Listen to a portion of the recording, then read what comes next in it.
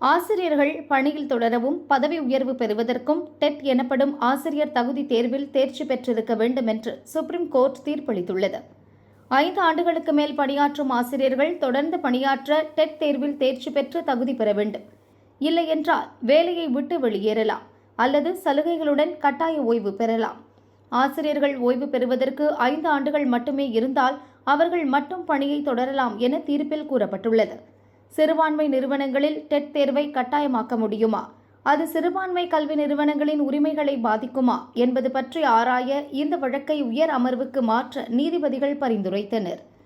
முன்னதாக ஆசிரியர் பணியில் நியமிக்கப்படுபவர்கள் டெட் தேர்வில் 60% மதிப்பெண்களுடன் தேர்ச்சி பெற்றிருக்க வேண்டும் என்று 2011 தமிழக அரசு உத்தரவு பிறப்பித்தது. அதன்படிதான் ஆசிரியர்கள் நியமிக்கப்படுகின்றனர்.